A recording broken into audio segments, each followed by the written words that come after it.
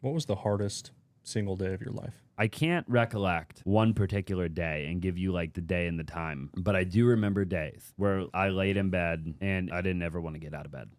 Like, again, there's just nothing. I felt nothing.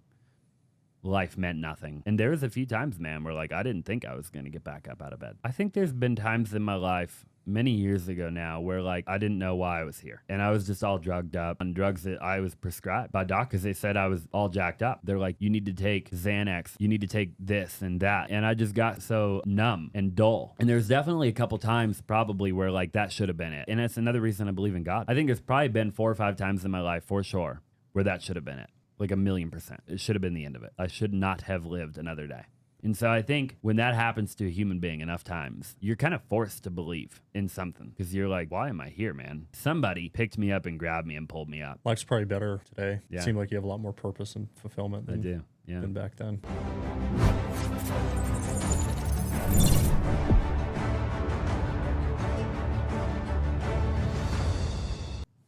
Austin Zaback, welcome to the Rollercoaster. Appreciate you having me.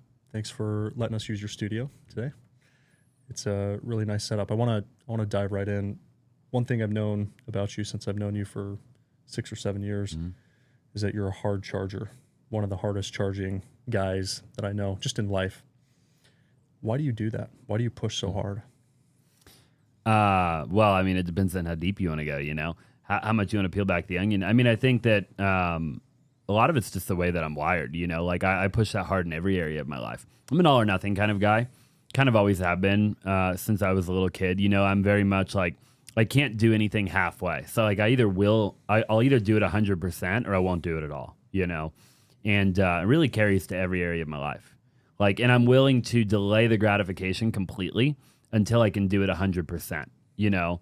So I'm willing to suffer, in other words, for as long as I have to until I can charge 100 miles an hour, you know?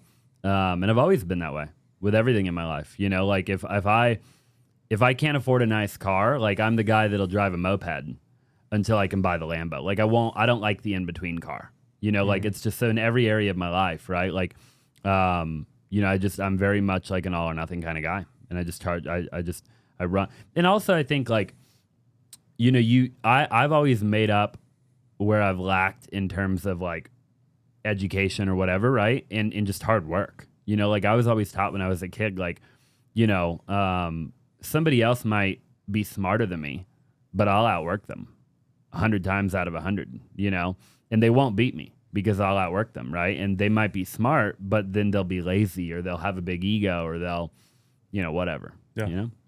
Are you a believer in like the idea of nature versus nurture, you know, DNA versus learned, trained, like, how do you think about that? Is this something that was hard-coded inside of you from the time you were born?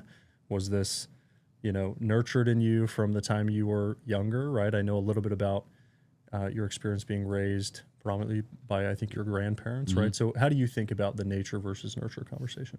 Yeah, it's an interesting one. I've put a lot of thought into it. I don't know. You know, I think that I've answered the question multiple times and then I've gone back and listened to my answer and it does change, right? Like, and so if you ask me in 10 years, it'll probably be different. But I think it's like both, right? I think some of it does have to do with like who you are fundamentally as a human being, right?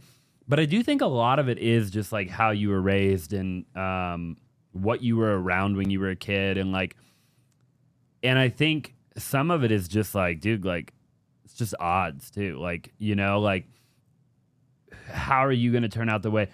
Because like I didn't turn out the way I was because I had a great childhood. I turned out the way I am because I had a shit childhood. You know what I mean? So like, you know, how do you replicate that, right? Like, oh, I'm gonna go raise my kids and make them go through hell, hoping they'll turn out like me. Like that's obviously not a good strategy, right? So it's not a replicatable thing, you know. So then how? It does beg the question of like, you know. How do people end up the way that they are? But I think it's just a mixture of a bunch of crap, dude. Since the day we're born, you know, every conversation, every room you've ever been in, the way that you were raised has a lot to do with it. Who raised you? How, you know, all the above. Yeah, one thing I've really respected about you is, and I actually said this to a friend of mine named Jimmy Rex, who was on the show also, who you know, is that there's certain people in my life who it feels like they have more time in the day than everybody else. And like, I would consider you one of those. It's like you're able to get so much done relative to a normal person. And I don't know how we want to classify what that even means, but so much more productive, it seems like, than other people. I mean, does that just come down to hard work again? Have you learned how to be super disciplined in the way that you like organize your life, organize your day? Is it the people that you've put around you? Like, what do you attribute to that? Yeah, really great question, man. And I appreciate the compliment. I think that all of the above, I think I do have incredible people around me, right? Like, no question about it. And I always have had incredible people around me. Like, I've always, set a very high standard for the people around me, and a lot of people didn't live up to that standard. And then, like, we just won't, I won't have them in my inner circle. Like, they're either a high performer, right? And they're on their A game and they're holding me accountable. I'm holding them accountable. Like, they're an amazing human being, or they're not in my inner circle, And so my inner circle in my companies, my fiance, really everybody in my inner circle, they work extremely hard, right? They're very talented. They all serve a very specific purpose in achieving the end goal, not like my end goal, but the end goal, right? Which is like way bigger than just like about me, right? So yeah, I think a lot of it is that you've got to have incredible people around you. Nobody in my life drags me down, right? Like, I don't waste a second of negative energy in a day, And then I also think, yeah, dude, I work really hard. I mean, obviously, right? It's definitely an attributing factor. I've worked really hard for a long time. It's just incremental success. This didn't happen overnight. It took a really long time and a lot of hard work and a lot of late nights and a lot of sacrifice, right? And millions and millions and millions of dollars in down the drain, right? And learning and trial and tribulation, and like, people don't see all that crap, So I think it's both. I think you've got to be an incredibly hard worker. You've got to be going in the right direction, right? So I see some people who are incredibly hard workers that are working at the wrong thing too. So there's a little bit of that, right? Like, you got to make sure what you're working on will work, right? Like, are you in the right vehicle to get you to the goal that you're trying to get to, right? Because I think a lot of people, they're not in the right vehicle. So I think you've got to make sure you have that box checked, and then you've got to make sure you have the right people around you. And if you can get all three, right? If you're an incredibly hard worker, doing the right thing, you're in the right vehicle, and you do it for a long enough period of time with the right people around you, you will get to the 1%, Really interesting. I had a guy on my podcast recently, hasn't gone live yet. He founded a company called, he's going to be mad if he watches this. His company is,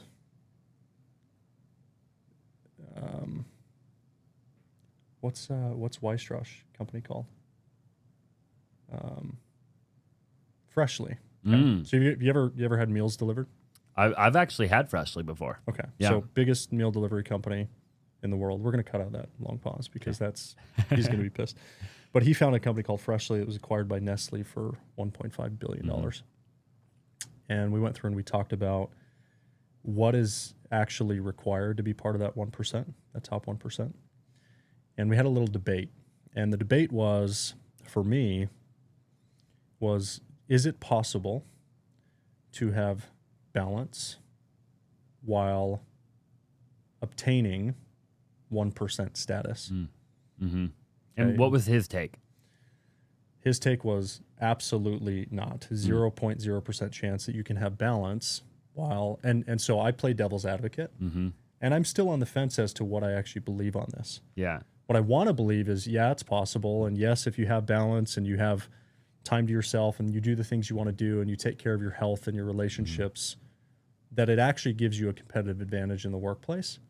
And he's like, sure, if you want to be part of like the top 10%, great. If you want to be part of the top 1%, no.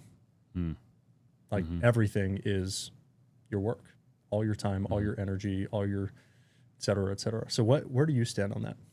I'm still on the fence too. To get to where I am today, and I'm not in the top, I wouldn't consider myself in the top 1%, But to get to where I am today, it took everything a lot of the years. You know, there was a lot of years I didn't take care of my health. I was not in a relationship. I neglected my family. And I got to where I'm at today. And now to get to the next level, I don't know. I think I also, like you, want to believe, right, that I can be held. Like I just started doing 75 hard, right? And I would like to believe that I could do 75 hard, work out twice a day, be in incredible shape, right? Be 8 or 9% body fat, have a good relationship, right? Take care of the spiritual side of things, and get to the top 1%, right? But what is the top 1%? So, like, I don't know. I think that it might be different for everybody too. Like, there might not be a rule of thumb. That is kind of the thing that I've landed on lately. Like, I think it depends on what you're doing, right? And all of the things around that. Like, who are you doing it with, and what kind of partners do you have, and like, how good are they? And because now I have incredible partners. They're incredible at what they do. I think I could probably get there and be somewhat balanced, but I also don't think there's such thing as perfect balance. Yeah. So, like, you almost have to peel back that onion, right? Of like, is that real? Like Tony Robbins talks about work-life integration, right? He's like, dude, there ain't no such thing as balance. Like, what is that, right? Work-life integration means, hey, I'm going to integrate my work into my life and my life into my work, right? Meaning, I'm going to integrate my relationships into my work and my work into my so for me, I've got a fiance, and we're building this whole thing together, right? Like, I brought from the very beginning, I was like, look, if we ever, like, on our second date, I was like, look, if we ever are a thing, right? Like, long term, like, I don't want to go left in the morning. Like, I don't want to walk out of the front door, kiss you, and I go left and you go right. Like, that's just not the life I want, right? Like, straight up, like, I want to build this thing together. Like, if I'm going to go speak on stage in front of 50,000 people one day and fill up a stadium, you're backstage, straight up. Like, you're not at home or like wherever else you might be. You're not building your own thing. Like, we're going to build it together, right? Like, so I think that can help a lot too, right? Like, I think when people are, because mainly I think the thing that people probably neglect is like their relationships and their health, right? Well, I think you could probably have health and work really hard. I think you can. I didn't for a long time, but I think you can. Yeah. Yeah. Yeah. A lot of it comes down to just losing sight of what's actually important and prioritizing things the right way, right? So, like, hey, before I ever look at my email, I'm going to make sure that I do some sort of movement, right? Or I eat something healthy, or, right? So it's like putting some of these triggers in place that I think just help us to maintain whatever that thing is, whether it's mental health, physical health, a relationship, et cetera. I want to go back to something that you talked about with the idea of an inner circle. And I think about this a lot. The way I think about an inner circle is, and I think most would agree, that the older we get, the less desire we have for our circle to be large, right? Typically, we're sort of trimming the circle down the older we get, right? And the relationships become much more high quality. And I think that it's key if you're going to have a real relationship with somebody, whether they're a girlfriend, a boyfriend, a friend, even a relative, and you're going to let them in the inner circle, I think it's important that there's a mutual delivery of value. And value can be delivered in many different ways. It can be in the way that you make me feel. It could be monetary value. You bring some sort of value to my life monetarily. It could be if it's in a relationship, right? It could be emotional value. It could be spiritual value. And so I think there's many different ways. What is your criteria to let somebody become a part of that inner circle? Yeah. I've never really thought about it like that, to be honest with you. So I love that you asked it. I think I'd have to think about it. I think for me, it's always been like a gut feeling type of thing, but I mean, look, I have a lot of acquaintances. Like, I know a lot of people, but they're not my friends. I mean, like, And I don't mean that in like a bad way. I don't mean that in any sort of like degrading, derogatory way at all. But you like don't use the term lightly. They're good Friend, people. yeah. They're great people, right? And they're amazing human beings. But like, would I? Because you get to a point where you have 86,400 seconds in a day, right? And you've got to be really careful, you know. And so I think that it has nothing to really do with the other person. So like if they take it personally, it's like that's on you, right? And I was just talking to Mojay about this actually today, right? I was like, look, like I'm at a place where like I have people asking me for stuff like all the time, right? And like I'm at a place where I have to tell people no, you know. And she's like, well, what about like the game of chess, right? And I was like, yeah, like there's something to be said about the game of chess. Like we're all playing the game of chess. That's essentially what you're talking about, right? The terminology is just a random term that I came up with, like the game of chess, right? Which is like, hey, I'm going to move the pieces around to achieve some result, right? Not necessarily for me, but it could be for the world. It could be for anybody. It could be for charity. It could be whatever, right? Whatever that end goal might be, right?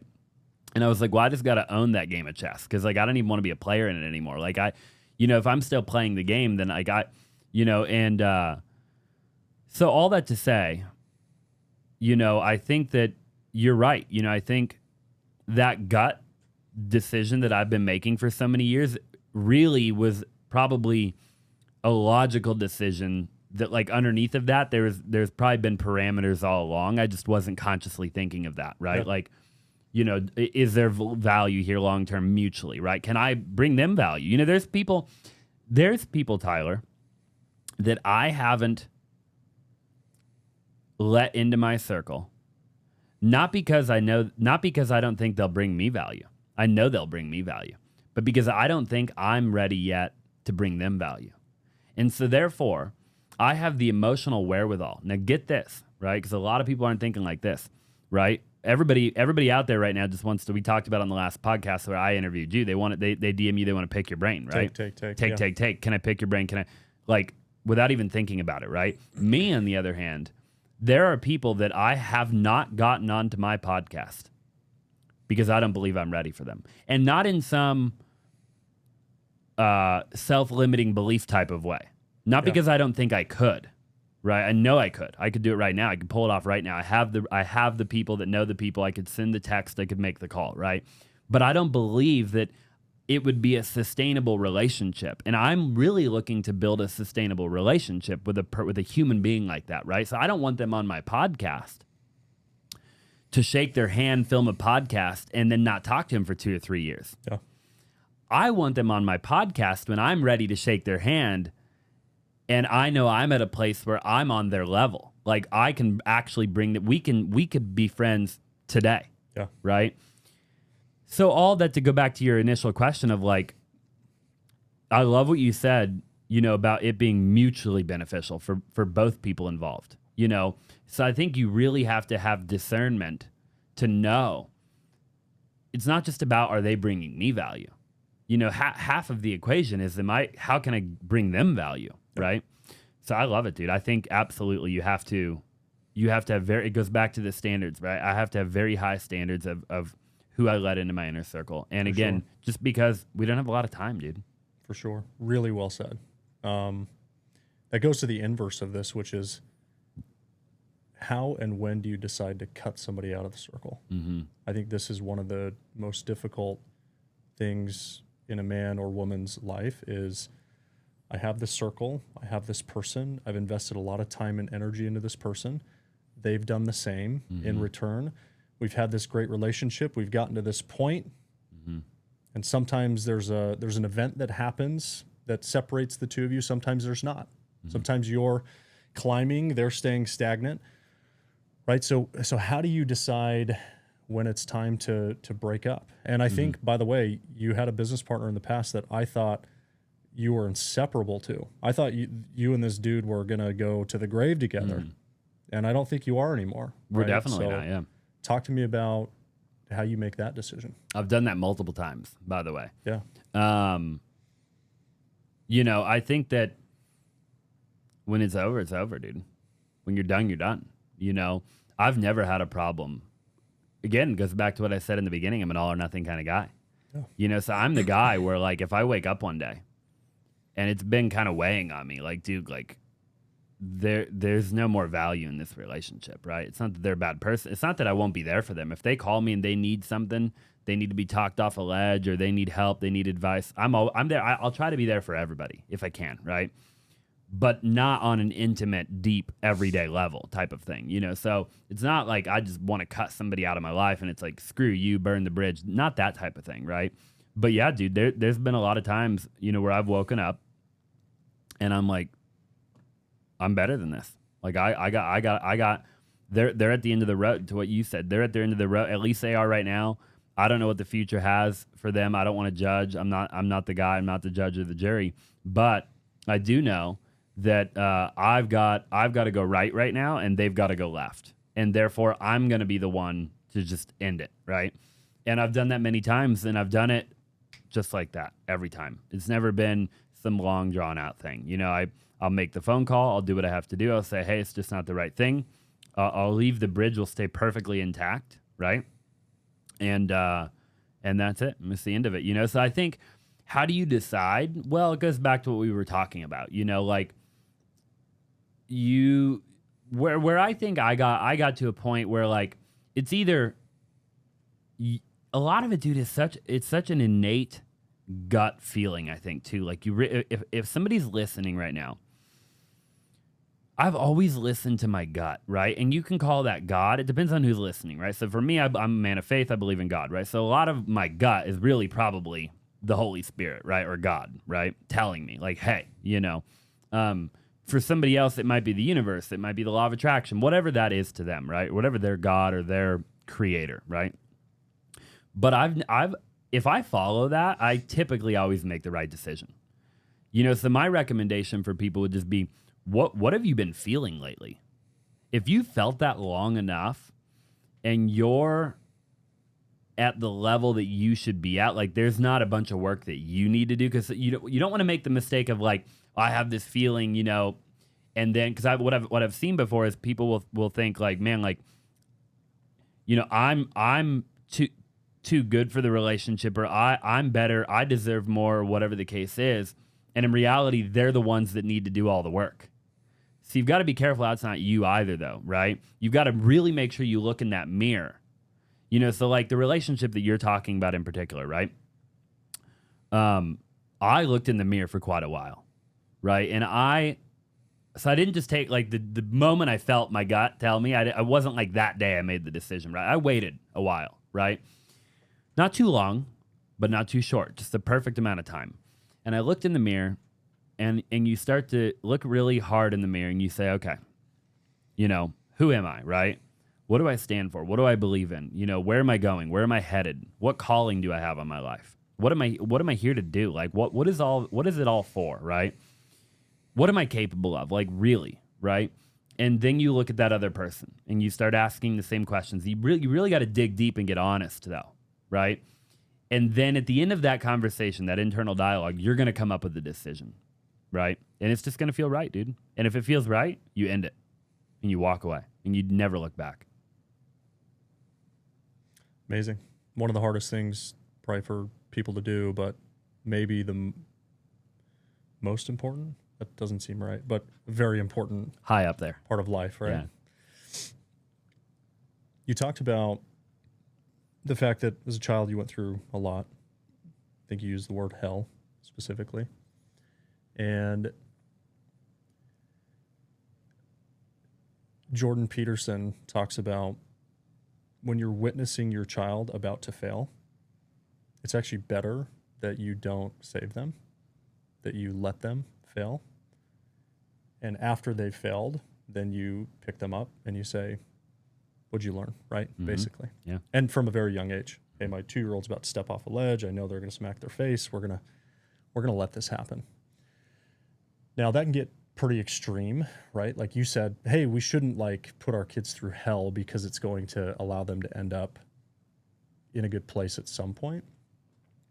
But where's the balance, right? Like, I think there's way too much sheltering happening among parents with their kids. When I was younger, when you were younger, if we wanted to go play, outside, we would run away for 6, 7, 8, 10 hours. For sure. No problem. I'd be gone for 24 days. Yeah. And our parents, like, it didn't matter. We'd come home and mom would be like, how are you? Like, good to see you again, right? Yeah. That doesn't exist today. Like, we don't, even in my family, we have 3 kids that are young.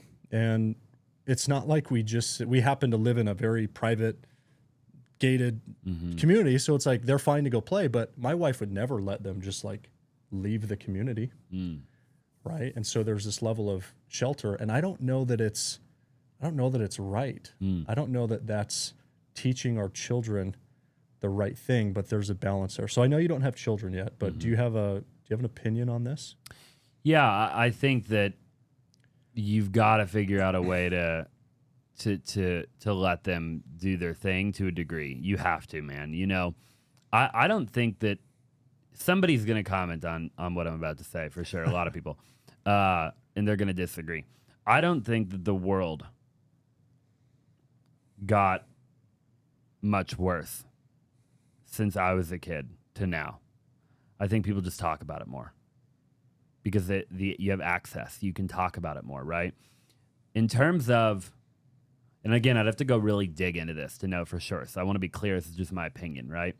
But like when we look at, you know, stranger danger 20 years ago versus today, is it any worse, or do we just have social media now? And before you couldn't talk, you just didn't know it was happening, right? And so nobody worried about it as much, you know, because it wasn't everywhere, you know, like unless you turned on your channel 10, you didn't know about it, right? So I think we have to be very careful, in my opinion, as a society, that we don't, you know, and a lot of authors talk about it, right? I've seen a lot of books about it, that we don't remember. The easier that things get in our life, paradoxically, the more miserable that we are as a society, as human beings, right? So, like, you know, the people nowadays, they get on an airplane, 38,000, 40,000 feet in the air. They're flying 700 miles an hour across the planet to their destination in an hour and a half. And they complain that there's no Wi-Fi on the airplane. They got air conditioning. They're sitting in a leather seat, and they're going 700 miles an hour to their destination at 40,000 feet in the air in a steel tube, right? 50 years ago, you couldn't do that. 75 years, not that long ago, you couldn't do that, right? And people are more miserable today than they've ever been, you know? So that go to your point of like raising kids and stuff, I think that, you know, you do have to let your kids, I completely agree, right? Now, I think if your kid's about to step in front of a semi, I'll probably grab his hand and be like, hey, dude, like, let's not do that. You know what I mean? But there's a lot of other crap that I absolutely think you should let them do, you know? And I think you've got to be really careful, man, what you say around these kids, you know? Like, I actually am a big advocate of the way that Grant Cardone raised Sabrina and Scarlett. And I've watched for a long time. It's not like I've just like, you know, I've seen for a decade now. I've watched Grant very closely for a decade, right? You look at those 2 girls, and they're freaking ballers, you know? And Grant told them for the last 10 years, he's like, talk to strangers. Like, he made content around it. Like, he you know what I mean? Like, he's like, go meet people, shake their hand, talk to strangers, cross the road, right? Like, he got them out. Now, again, balance, right? Are you going to take your kid into some crap part of some crap town and tell them to get out of the car and go talk to people? Probably not, right? But I think, again, discernment, just knowing like when and where type of thing. But I think you have to be careful that you don't plant the seed of fear in the children at such a young age. Like, don't go out, don't talk to people, don't this, don't that, don't this. And then eventually you're going to have a society full of weak people. The easier that things get, and the more you tell people, hey, stay inside, sit on your iPad, do that whole thing, the weaker we're going to get as a society. And then we can't handle anything anymore. All of a sudden you get to a point where you get a freaking bruise on your elbow and you can't handle it, you know? Yeah. Yeah, nicely said. You said the words, look at myself in the mirror, earlier. I don't even remember what we were talking about exactly. But I have a friend in town right now. His name's Eddie Pinero. He's going to be on your podcast. We're starting a lifestyle brand together. And part of the underpinnings of the brand is doing things that are difficult mentally, physically, etc. So we do these really hard mental and physical challenges. And one of them's coming up in a couple of days. And I had this idea, I heard it on a podcast where to escape addictiveness to screens and social media and this sort of thing, like the number one thing you can do is actually sit in front of a white wall for 1 hour in silence with nothing else and just stare at the wall. And it helps with boredom. And becoming bored is actually like the way to counteract boredom, right? And being comfortable being bored. So I took it to the next step and I said, what would happen if you did the same exercise, but you put a mirror on the wall and you just stared at yourself for 1 hour in silence? Nobody, as far as I know, has done this. I've researched it. It's not a thing. I think it's a thing, though. Like, I am really anxious to see what happens because I look at myself in the mirror every day for 1 second or 2 or 5 or 7. But for an hour, what do you think would happen? You would probably begin, if you did it for a long enough period of time, consistently enough, you'd probably begin to have more acceptance of yourself too, you know, I'd imagine, right? Like, it's just like, that's who I am right there. Ain't nothing I can do about it. Like, it's just, that's what I was given. That's what I got. You know, like, I think to a certain degree too, right? Like, you would have that calmness about you of like, because we have anxiety as a like, everybody's got anxiety, right? Well, and they're depressed and they're anxious. And I'm not saying I'm perfect. I've had a lot of anxiety and depression in my life. But the more present that I am, the less I have, right? Like, if I could just be where my feet are. Andy Elliott talks about be where your feet are. I used to kind of say that, but a different way. I like the way he said it better, right? It's just like, be wherever you're at. Like, people aren't where they're at. Like, if you're, just be where you're at. Like, if you could just be where you're at all the time. You know what I mean? Like, because people go to work and they want to be on vacation, and they go to vacation, they want to be at work, and they go home and they want to be at the fair, and they go to the fair and they want to be at the coffee. Like, nobody's ever where they're at. They're always like either in the future, they're in the past, they're somewhere else. They're on their phone. It's just like, be where you're at, you know? So I think that would help with that, looking in the mirror, right? It's like for two reasons. I think number one is like, that is who I am, right? Like, no point in really complaining about it or comparing myself to somebody else or whatever. Like, that's just who I am. I'm looking right at him, or I'm looking right at her. You know, you do that for a long enough period of time, you're like, gosh dang, you know, eventually you probably start to love yourself. You're like, wow, maybe I do look pretty good. You know, you know, and then the other part of it is like what we were just talking about, right? Which is just like, hey, I'm just right here, right now. I'm right here, right now. I can't be anywhere else right now. You know, like, as a business owner, right, an entrepreneur, I've actually gotten pretty good at this. I'm not going to lie. You know, and I still have room to grow. But, like, things happen all the time, dude. Like, I guarantee you something blew up while we've been in here. You know, some deal went sideways. Like, 1,000,000%. You know, we're at a point, we're at that level now, right? Like, we're in a lawsuit, we're at whatever, right? And it's just like, dude, like, I'm pretty dang good at just, like, being calm. You know, I showed my fiance on the way here, I was like, my resting heart rate was 55 beats a minute, right? 55, dude. I'm not an athlete. I want to be very clear, right? I started 75 hard 3 days ago, you know, like, I'm on day 3, right? But I'm calm, you know, like, what am I going to do about it? Everybody else, like, so anyways, long answer to a short question of, I think it would be a great exercise, dude. Yeah.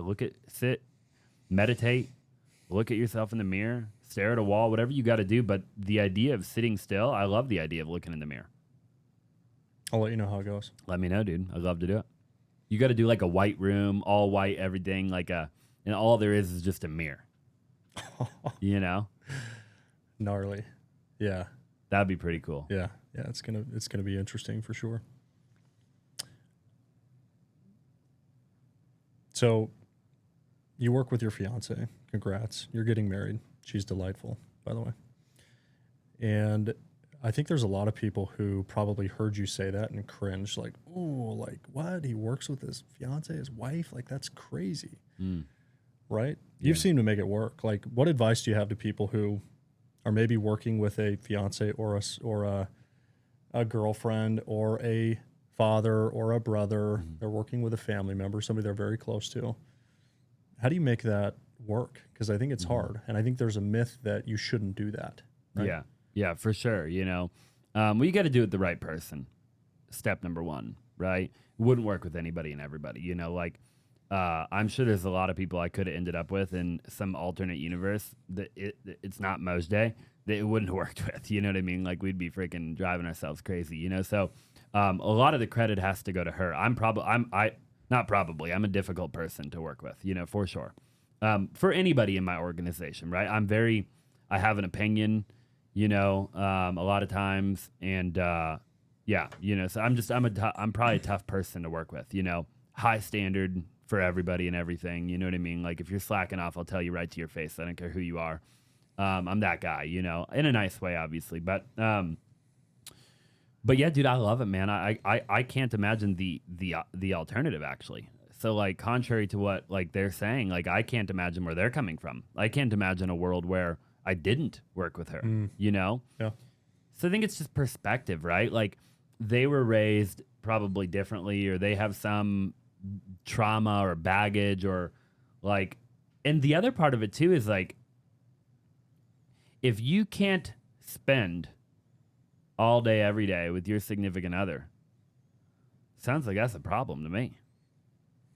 You know, like we just located the problem. What you're really saying is like, hey, I can only handle a couple of hours a day with my significant other. Damn. Right? Yeah. You know, so I think like maybe they need to look in that mirror. You know, like, are you with the right person?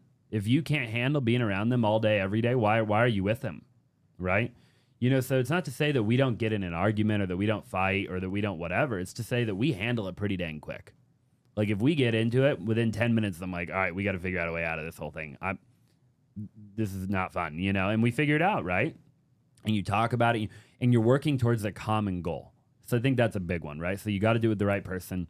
A lot of people that think that are probably literally not with the right person, like straight up. That would be my guess. Like they're just, they ended up in a relationship with the wrong person and somebody's afraid to end it. Like they're afraid to end it, right?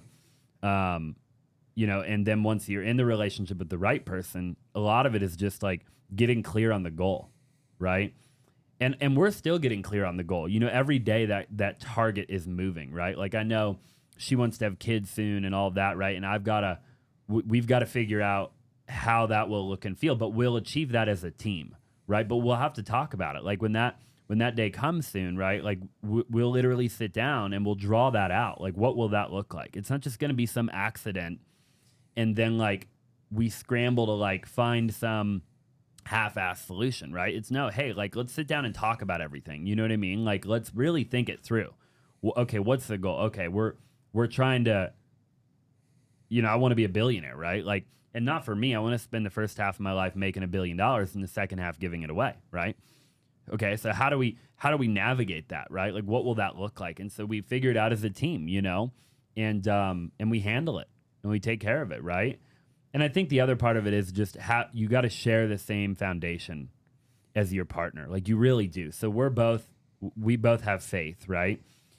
And so then by default, like this life that we live is not about me or her. You know, really, we're going to have a fun time, I hope, right? I hope life isn't all about suffering. Like we have a boat, we go out, we travel, we have a good time, right? But a lot of it is like serving other people, dude. And a lot of it's not about us. So it's like get the focus off of you, put the focus on other people, and you'll probably be a lot more fulfilled right out of the gate. And I think if you're both working towards that mission, you're not bickering with each other because you didn't have time for that. It's like we didn't have time for that. You know, like sometimes we get into an argument. I'm like, what are we talking about? We don't have time for this crap. Like we got way bigger things that we've got to worry about here. You know what I mean? And then she'll agree, we agree, and then we're like, okay, we'll just figure it out. Like if I got to make an adjustment to fill your cup, or if you have to make an adjustment, like we'll just figure it out as we go, right? So. One thing I've always known you as is a very confident person. Um, I wouldn't. I mean, there's a fine line between cocky and confident. I think sometimes you're both, which is great. I think it's totally fine. I think all really successful people are. I was asked to give a talk at Arizona State recently to their entrepreneur program a few months ago.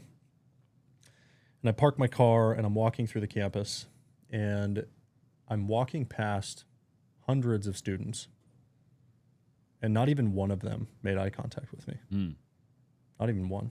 Most of them head straight down, looking at the ground, maybe headphones in, maybe in silence, looking at the ground.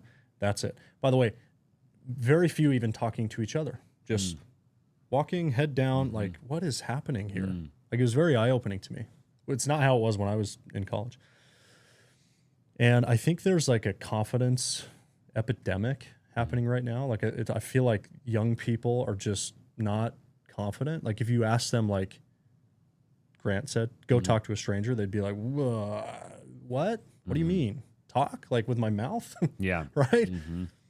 How does somebody, I think confidence happens to be like top couple most important traits of anybody who wants to be successful in life. So how does somebody develop confidence from the expert? Yeah, I don't know himself? about that, but phenomenal question. You know, I'm still learning as I go, you know, and I think it's just doing it anyways, whatever that it is. You know, so like for me, I haven't always been like really confident. You know, half the time I'm not. Half the time half the time I don't know what I'm doing or why I'm doing it or anything. I just do it. It's just like I don't, there isn't a world where I don't do it, whatever the it is. Like, it's just not an option for me, you know? So like, if I don't feel like doing it, I do it anyways. If I don't want to do it, I do it anyways. If I hate the idea of it, I do it anyways. Like, I just do it. I have to do it, right? And I think I've done that for a really long time. You know, I just do it. And you know, I think you have to get on some sort of like winning streak, right? In life. And that could be in any area of life. And I think then you develop confidence and you start to believe in yourself. But you know, a lot of it is just like personal development too, right? I think the more personal development that somebody does, like, remember, anything the mind can conceive, the mind can achieve. It's really anything the mind can conceive and believe, the mind can achieve, right? So meaning, I could manifest anything in the real world if I can conceive it and believe it, right? So, well, then how do we do that, right? Well, we have to be able to see it. So we gotta have some sort of creative juices flowing in our head, right? We've got to be able to have some sort of vision. Life in the future has to be better than life right now, meaning you're an optimist, right? I think the alternative is you'd be a pessimist. So you have to life has to be better, right? So, and then if life is better, if those college kids, so like, the problem might be that life is just bland now and in the future in their mind. And so then why do anything? So that would be step one. I think you'd have to take a good hard look at that. Is what you're doing going to get you to a place where life will be better than it is right now? Right? Because if you can get there, then now I can conceive that I'm working towards something that'll be good, right? And then if I can see that and get there and understand that, wrap my brain around that, then now I've got to be able to believe that I'm also capable of getting myself there, right? And I think in order to do that, it's compiled of a bunch of different stuff, you know? But I think a lot of it is get off social media. Like, stop comparing to other people that you don't know their whole life story, and start comparing to people that are giving it to you straight, right? Like, watch the big dogs. A lot of the big dogs tend to give it to you straight, right? Like Eric Thomas, Les Brown, you know, well, Bob Proctor's not around anymore, but he was the great one, right? But look at the big people of the world, right? Like, look at the people who are on social media, the Andy Frisellas, right? A lot of those people are giving it to you real. Like, they're telling you really how it really is. They're not just saying, hey, my life's sunshine and rainbows. Like they're actually saying, hey, Andy will get on and he'll say, hey, dude, like I freaking suffer every day. I don't want to do 75 hard, but I do it anyway. Like he gives it to you real, right? I mean, you compare to people like that, then instead of you thinking they have something I don't, the thought becomes they've just been doing it longer than I have. You start to think about everything differently, right? So I think a lot of the world we live in now is people are comparing to the wrong people. They're comparing to people that make it look like they've got it all figured out, thinking that there's something wrong with them. When in reality, the person who looks like they have it all figured out is just not being authentic. They're not sharing the reality of it because I've never met anybody in my life, Tyler, that has it all figured out. Ever. I've never come across. If you find somebody that has it all figured out, I would love to interview them, Yeah. you know? Yeah. So I hope that answers your question. But I think if you can do that and then you can start to believe, right? Then you can start to be confident, you know? And then give yourself grace. You're not always going to be confident. Do it anyway. You know, I don't wake up confident every day, dude. Love it. I haven't always known you as a God-fearing, faith-promoting man. But I think recently, within the last few years, you've discovered God. I don't even know what I want to ask you about this, but I find people that are filled with faith the way that you are have quite an interesting perspective on life. What do you want to tell the world about why it might be important to have a relationship with God? Well, you got to have a relationship with somebody because you didn't just end up here on like, how'd you get here? You know, so I think for anybody watching, right, like you believe in something. You have to. Like, how did humans get here? You know, like what happened 37 billion years ago, they're saying now. They went from the Earth being 14 billion years old to now the Earth is 37 billion years old. What is it going to be next time? 78 billion years old? You know, like how far are we going to go back here? You know, so like how did it all happen? How are we here? Because right now, Tyler, we're floating in outer space, going really fast, and in an infinite void. Like, and we're just sitting here, and nothing's like gravity's just you know, like at a certain point, I think so step one is you've got to like, what do you believe in, right? So if you want to be Mormon, be Mormon. If you want to be Catholic, be Catholic. If you want to be Christian, be Christian. If you want to be like, but I would think like, okay, you know, if it were me, because that would be my advice to myself, right? And I always believed that there was a God, by the way, for the record. I didn't have a relationship with him, right? So like growing up, if you'd have asked me like, do you believe in God? I'd have been like, yeah, I believe in God. But then I would have gone out and partied and gotten shit-faced and done drugs and like just lived like my own life, you know? And I failed along the journey, obviously. But then as I got older, I'm like, okay, now not only do I believe there's a God, but I believe like there's work that I have to do to maintain that it's a relationship, right? And so then I started like kind of diving into it, and I started going on mission trips, and I started really getting into it, and I was like, okay, like I have a God, he's a great God, and he's the creator of everything, and I'm really blessed. And so then it turned into like, okay, I'm really blessed. And so you start to, I think, the closer relationship that you have with God, the more humble you become, because then you realize none of this has anything to do with me.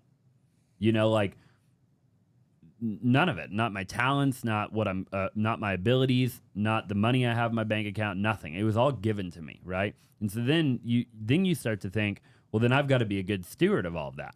Because if I'm not the real reason that I earned everything, then that means it can also be taken away at any given time, right? And if I operate with that mindset, then it becomes, okay, I've got to be a good steward. And so then you start to like go down that rabbit hole, right? Of like, and then I think you get to a point where you're like, man, like I'm here to serve. Like I'm here to give my life away. And I think that when you get to that point, I think everybody will get to that point, by the way, at some point in their life. Whether it might not be now, it might be, I don't know, like somebody's watching this and they're like, that'll never be me. I'm telling you, I think at some point that'll be them, right?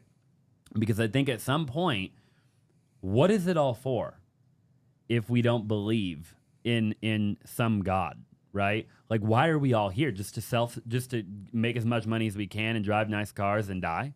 Like, what? Yeah. And then what? Like, you can't take any of it with you, you know? So there's gotta be a greater purpose. And I battled with that a lot in my life. Like, why am I here? You know, I always go back to, I'm here for other people. And hopefully I can enjoy it also on the way, right? Like, it would be cool if I could also do X, Y, and Z, but ultimately it's not why I'm here. I'm here for other people. I'm here to help other people, you know? Amazing. I don't even remember your initial question, dude. I apologize. Hopefully Doesn't matter. yeah. Doesn't matter. I want to ask you maybe one a bit out of left field, see how you take it. What was the hardest single day of your life? Man, yeah. Hardest day of my life.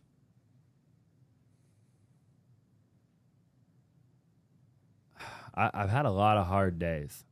I think there's been times in my life, many years ago now, where like I could recall some days where I didn't know why I was here, you know, like, and I was just all drugged up, you know, like, and I was drugged up at the time on drugs that I was prescribed by doctors because that's what they told me I needed, because they said I was all jacked up. They're like, you need to take Xanax, and you need to take this and that and the other thing, right? And I just got so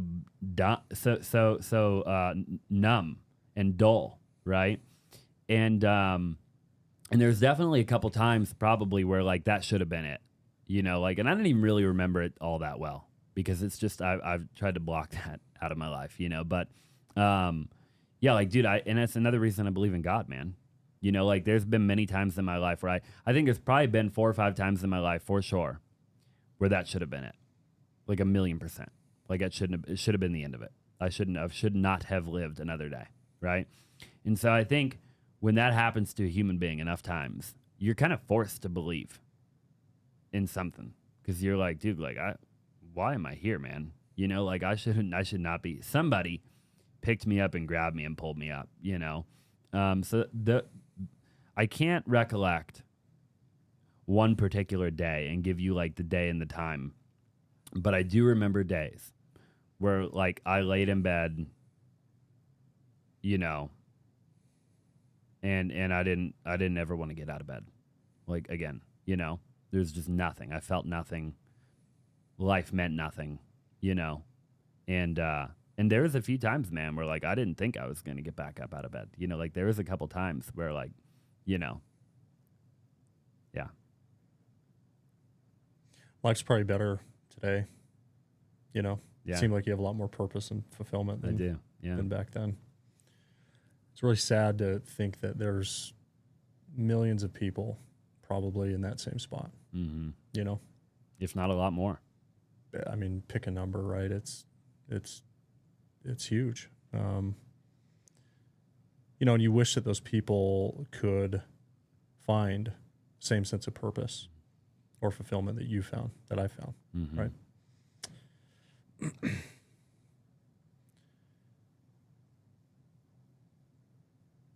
You have this podcast that you do, hard pivot away from that, called The Austin Zaback Show. What's that all about? I just like to talk to cool people, dude. You know, that's all it is. I just like to talk to cool people and share it with the world. You know, I'm a really curious human being in general. So I love the idea of the podcast. Like, I remember when I had the idea to like have a podcast, I was like, wait a minute, you're telling me that like I get to just sit down with really cool people that probably wouldn't otherwise sit down with me if I didn't have a podcast, right? And I just get to talk to them about anything I want for kind of as long as I want in a lot of situations, like at least an hour, 2 hours. I've had ones that go up to 3 hours.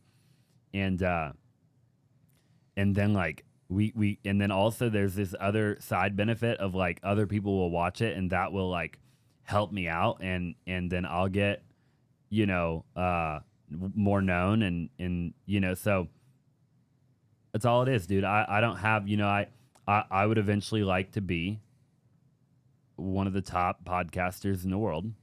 I will achieve that goal. I don't know how long it'll take me. It might be another decade. I don't know, but I won't quit. I won't give up. If I got to film 2,000 episodes like Joe Rogan, I will do it, right? I absolutely will do it. I'm on 80 right now, so I've got 1,920 more to go.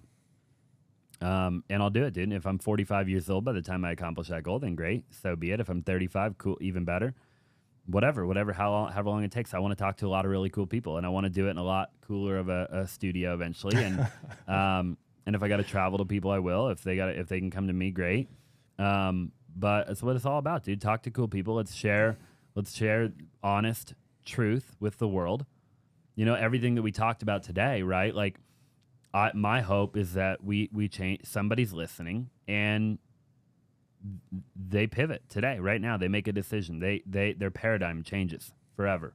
They wake up and tomorrow morning and they choose to go 180 in their life as a result of listening to the conversation. So imagine being able to do that like at a way higher level. I think that is the ultimate idea of the podcast. Amazing. I want to end on that. I love that. Thank you for coming on. This was a pleasure to have you. I appreciate you having me, man. Yeah, and I'm not a tech startup guy, but I appreciate you having me, and I like the direction you're headed with the podcast too. I think that you'll end up having a lot of really cool people. I know you. You're one of the most driven people also that I know. So keep it up, dude. I would love to, just see where you take everything, and I hope that you take it to the furthest possible extent that you can. Thanks, brother. Yeah, appreciate it. You're welcome. Thank you for joining another episode of the Rollercoaster podcast. It was my pleasure to have my friend Austin Zaback on the show today, and grateful that he was willing to be vulnerable and open up about his life and his business. The three things that I want to share, three key takeaways from this episode today. Number one, I think Andy and Austin said it best. Be where you're at. I think being present is a superpower. I think life is more enjoyable and more filled with purpose when you're able to be present. So be where you're at. Number two, circle management. That's what I want to call it. So deciding who comes into your circle, but also deciding when it's the right time to cut somebody out. You need to think about what is your criteria for allowing somebody into that circle. And you need to be brave in managing it the right way. And number three, a message about God, that he's real, that he's on your side, and that he'll help you find purpose in life. So thank you for joining another episode of the Rollercoaster podcast. Please like and subscribe, and we'll see you on the next one. All right. Boom. That's it. Like that. Appreciate that.